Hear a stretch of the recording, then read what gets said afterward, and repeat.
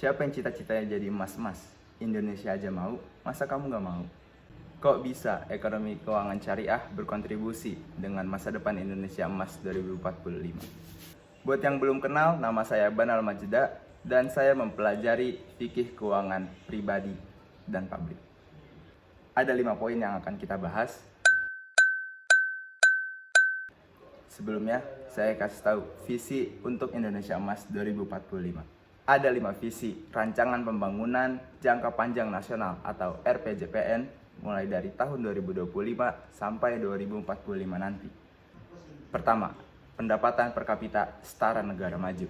Kedua, kemiskinan menurun dan ketimpangan berkurang.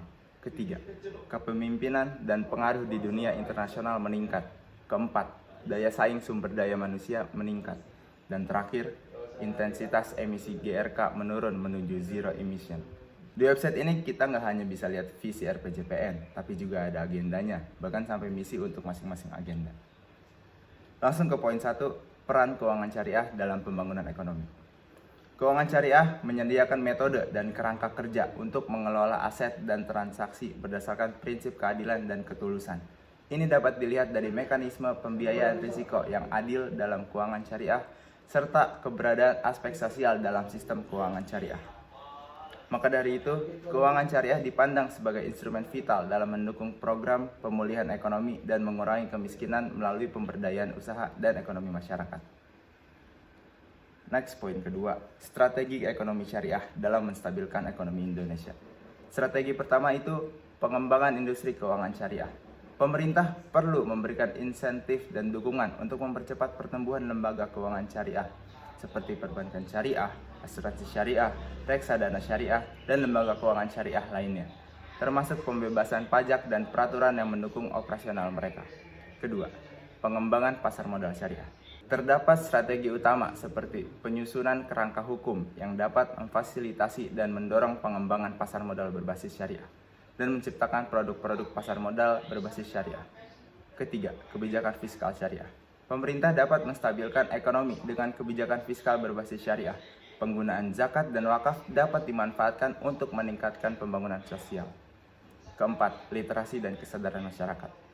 Pemerintah harus mendukung program pendidikan dan kampanye kesadaran untuk memastikan bahwa masyarakat dapat memahami manfaat dan prinsip-prinsip ekonomi syariah. Semakin banyak masyarakat yang teredukasi, semakin besar peluang dan kesadaran masyarakat untuk menjalani sistem ekonomi syariah secara kafah.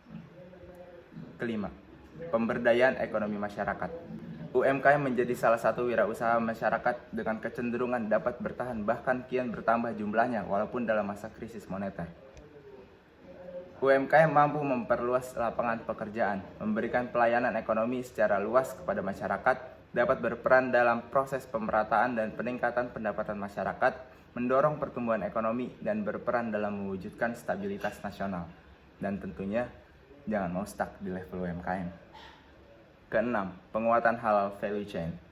Halal menjadi karakteristik universal dalam menjamin kualitas produk dan standar hidup. Industri halal juga memiliki keterkaitannya dengan lifestyle.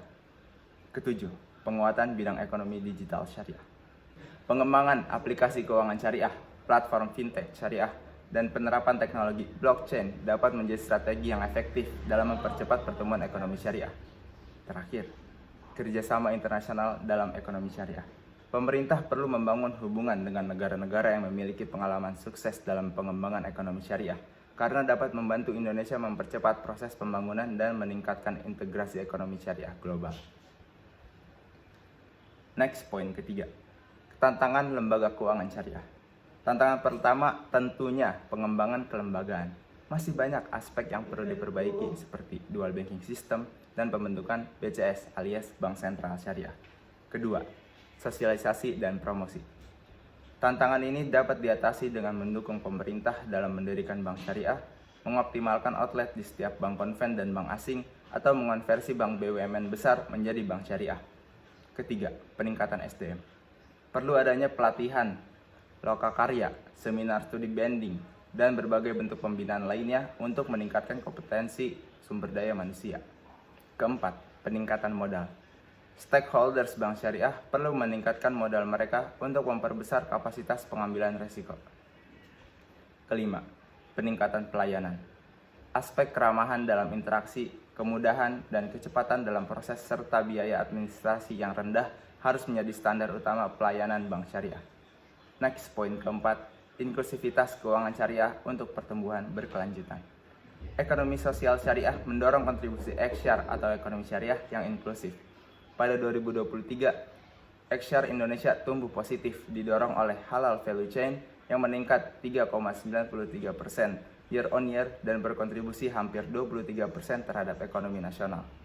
Indonesia juga naik ke peringkat ketiga dalam State of the Global Islamic Economic alias SGIE. Proyeksi untuk 2024 menunjukkan pertumbuhan X-Share antara 4,7% hingga 5,5% year on year dengan pembiayaan perbankan syariah tumbuh 10% hingga 12% year on year.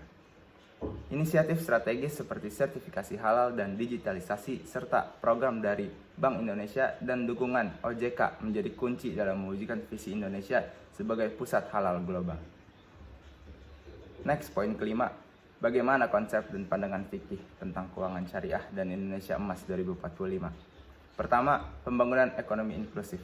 Dengan menerapkan prinsip-prinsip fikih, keuangan syariah dapat mendorong pertumbuhan yang inklusif dan berkeadilan, sejalan dengan visi Indonesia Emas 2045. Kedua, penguatan sektor UMKM. Dukungan terhadap usaha mikro, kecil, dan menengah atau UMKM melalui pembiayaan syariah dapat meningkatkan kemandirian ekonomi masyarakat dan menyokong pertumbuhan ekonomi nasional. Ketiga, pendidikan dan literasi keuangan.